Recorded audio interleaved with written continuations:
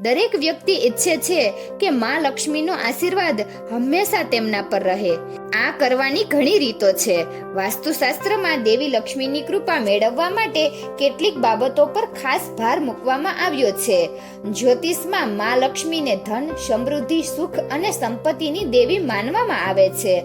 ઘણી વખત લોકો અજાણતા જ દેવી લક્ષ્મી પર ગુસ્સો કરે છે અથવા તેની અવગણના કરે છે, જેના કારણે વ્યક્તિને ધનહાનિનો સામનો કરવો પડે છે.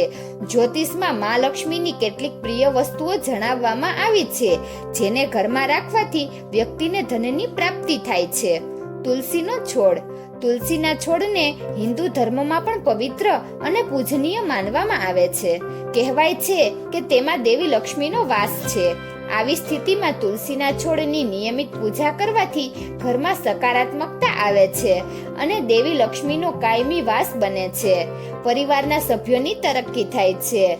કમળના ફૂલો.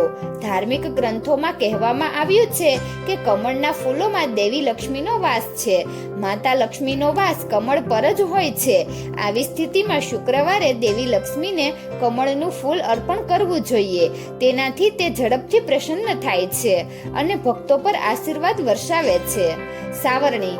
હિન્દુ ધર્મમાં પણ સાવરણી વિશેષ મહત્વ છે. એવું કહેવામાં આવે છે કે સાવરણીમાં દેવી લક્ષ્મીનો વાસ હોય છે. કહેવાય છે કે ઘરમાં રાખેલી સાવરણી અલક્ષ્મીને દૂર કરવામાં મદદ કરે છે. તેનાથી ઘરમાં સુખ સમૃદ્ધિ આવે છે. આવી સ્થિતિમાં રાત્રે ઝાડુ મારવાની મનાઈ છે. શંખ. શાસ્ત્રોમાં શંખને દેવી લક્ષ્મીનો ભાઈ માનવામાં આવ્યો છે. એવું કહેવાય છે કે શંખની ઉત્પત્તિ સમુદ્ર મંથન દરમિયાન થઈ હતી. આવી સ્થિતિમાં દેવી લક્ષ્મીને પ્રસન્ન કરવા માટે ઘર મંદિરમાં શંખની સ્થાપના કરવી ફાયદાકારક છે. શંખની પૂજા કરવાથી માતા લક્ષ્મી પ્રસન્ન થાય છે અને ભક્તો પર ધનની વર્ષા કરે છે. શ્રીયંત્ર.